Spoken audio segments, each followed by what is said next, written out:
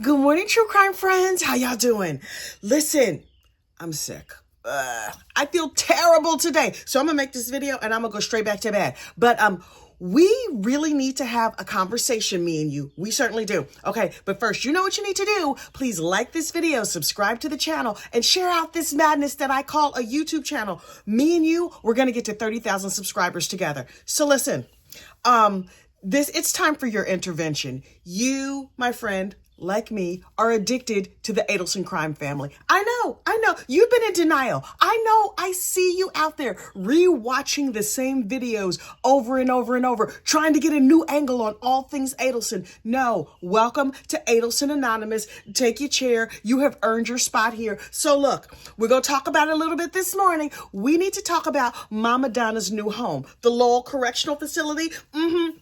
So, Mama Donna is headed straight down there to Lowell, and I'm like, hey girl, hey, Lowell apparently is in Ocala, Florida. I'm supposed to be there in the spring. Should I stop by for a visit? Will she have me? Unclear. But look, I did a little bit of research. What will Mama Donna be doing in her new prison home? Turns out they have like a whole bunch of programs and stuff for the inmates. So I'm like, oh, she could keep herself real busy. They have a law library. They have some classes and stuff you could take. But here's where I think Miss Donna will shine. She got that takeover spirit. You know she got that takeover spirit. She has a planner. She gets everything together. She can organize everybody's day. They have a program called Women Helping Women. It's like peer counseling or whatever. How long till Donna's running everybody down there's life? Now, is she upset she gonna be in prison for the rest of her life? Yes, of course she is. She will spend some of her time down at the law library researching her case and writing long letters, strongly worded emails to her appellate attorney saying like, get me out of here. I hate it here, but also secretly loving it. Now, does she like being controlled? Absolutely not. But she will enjoy trying to control them other women's lives. And that's fine. That's fine. They have a stress reduction program. She gonna learn how to meditate. Maybe she'll work in the dog program. They train dogs and stuff down there. Donna, you might find yourself a new vocation. So if you want to visit her, you're gonna have to apply, right? But then you fill a little application like, I would like to visit Mama Donna. Auntie Deb, Jimmy, get your application in. Now, while she's still in reception, like where they're still getting her all sorted out, you can't visit her then. But after she's like in the regular prison pod, you can go for a little visit. Now, just know, if you go, you can't dress like a hoochie. They got rules down there at the Lowell Correctional Facility. You cannot wear your fishnets. You cannot wear your shorty shirts. Don't go looking like a trollop going to visit Mama Donna. Be respectful. Yes, she unfortunately unalived that man, but you still have to look nice when you go see her. No halter tops. You can have all your tatas hanging out and all them things. I'm just saying, be respectful. Now, look. This is the thing that was most intriguing to me. Who else is going to be there when Donna gets there? Donna Adelson, much to her dismay, will not be the only high-profile prison down there at Lowell. Did you see this trial? Look, roll your mind back. The trial of the state of Florida versus Amanda Lewis. I watched this trial on Court TV, and it is still on Court TV. It's about a very terrible mother who got mad at her daughter and was like dunking her daughter in the pool because she was mad at, oops, it all went wrong. And her poor daughter slipped the surly bonds of this earth. It is a terrible trial that has many very dramatic moments. It is still in the Court TV app. I watched it during the pandemic. I was like, why do I know this name? Anyway, Katie McBanawa and Sarah Boone will be in the same prison as Donna Adelson. You think they're going to get together and play some spades or something, trade ideas, talk about life? But look, the other person who is down there, the only other prisoner who has a bigger profile than Donna Adelson, Dalia Dippolito. Y'all, do you know about Dalia Dippolito? Let me tell you. Dalia, a beautiful young lady, was living down there in Florida, and she was like, going to the gym and working out and doing all the things nice young ladies do. And not all nice young ladies, because she was, out there selling her goodness and mercy as a side hustle, not as a main job. I believe she was also a real estate agent, but she's like, this real estate income is not that steady. And I think I have a gold mine right here in my panties. And so she was, offering her loving services to others. And so she met herself a man. She was just like, oh, well, I meet men all the time on my job. sell him a goodness and mercy. And so she met this man, Mike Dippolito. She was not Dalia Dippolito at the time. She was Dalia something else.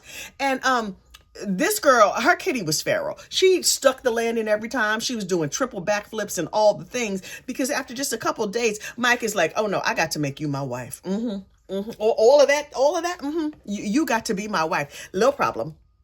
Mike was already married to somebody else, right?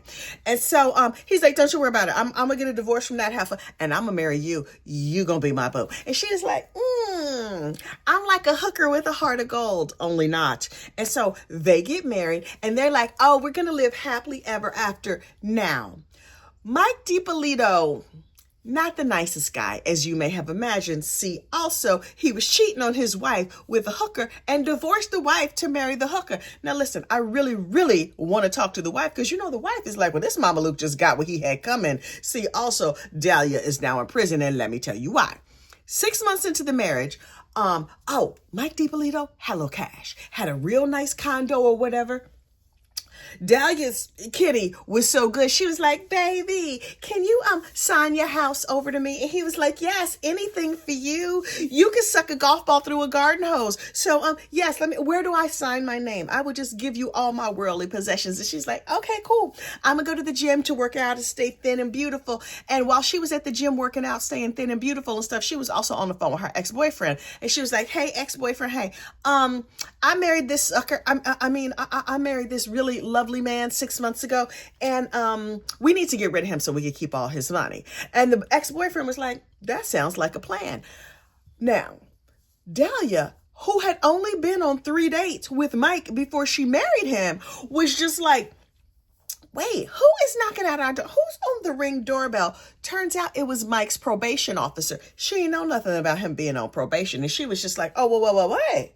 I feel like you were not fully forthcoming with me.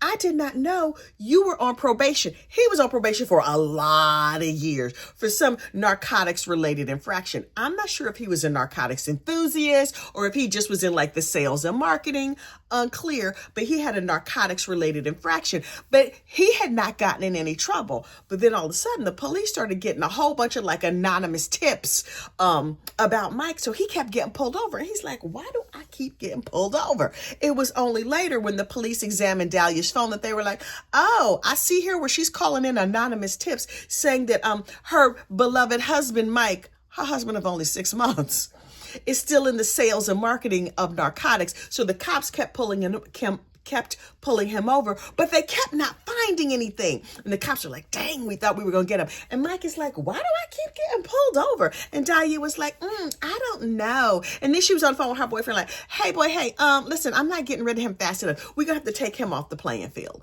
And the boyfriend was like, oh, you want to do an unfortunate unaliving for hire, you say. That sounds great. I know a guy. Hang on. It was like, boop, boop, boop, boop. Hello, police. Look. This half of Dalia Dippolito, she only been married for 6 months, and she says she want to unfortunately unalive her husband. Oh, you have an undercover officer, you say. Okay, great. Why don't you send them on over, and we're going to get this taken care of. So they set up a meeting between Dalia and the undercover, and Dalia was like, here's his picture. Here's a whole bunch of cash money. I would like you to take him off the playing field. Now, the police have the car all wired up with video and sound and everything, and they were like, right, so if we're going to do this unfortunate unaliving of your husband that you've only been married to for 6 months, you have to be extra sure. And she's like, I am 5,000% sure. Not pretty sure, not, okay, yeah, I'm thinking about it. I've been praying and talking to Jesus and stuff, and I think maybe I might want to do this. She's 5,000% sure she would like to have her husband taken off this mortal coil. Okay, great. So the hitman says, okay, so listen, get up in the morning and go to the gym. Be out of the house by 6. He'll be dead by 6:30. And Dalia was like, that sounds terrific. So Dalia takes her little cute self down to the gym, and they're like, boop, boop, boop. Hey, Dalia girl, we're here at your apartment. She gets a phone call at the gym, and she's like, what? You need me to come home, you say. Okay. So she comes to her house, and the street is all cordoned off with police tape. And she's like, oh my gosh, what's happening? And they're like, Dalia Dippolito. And she was like, yes. And they said, your husband is no longer on this mortal coil. She's like, what? Oh my God. Oh, she's in the ugly cry. She's in the big, big, dramatic, ugly cry. this is what Dalia did not know. That is that, number one, the TV show Cops was in town and they were filming all of this for their TV show. That's number one. Number two, that morning, the so-called hitman knocked on the door and was like, to Mike, hey boy, hey, listen, your wife paid a bunch of money and wants to have you killed. So we're going to pretend like you were killed. Can you please come with us? And he was like, well, this is terrible. Her kitty is very, very feral. It's too bad I can't get a little bit of more of that before y'all take her off to jail. But I understand what you're saying. Okay, thanks so much. And so they took Mike away to another place. They set up the street and cordoned it off. They have Dalia there crying, hysterical, and falling into the police officer's arms. Oh my God, it's so terrible. Her husband was dead. And they take her down to the police station and they're like, okay, hey girl, hey, listen, this is real sad. Are you sure that you're going to be okay? And she's like, oh my God, I can't believe this. This is awful. And so they bring in like the so-called hitman and they're like, do you recognize this dude? And she's like, him?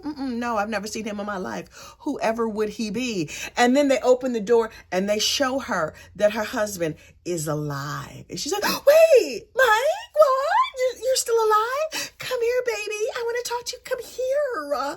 Come here. She's real cute and petite and used to having her way. You see why her and Donna would have a whole lot in common. They're used to manipulating others to have their way. And she was like, oh my God. Okay, baby, they're trying to arrest me. Will you bail me out? And he was like, hell, for what? And so Dalia gets locked up and taken off to jail. And she's like, we were filming all of that for a video so we could become actors and be on reality TV. Girl.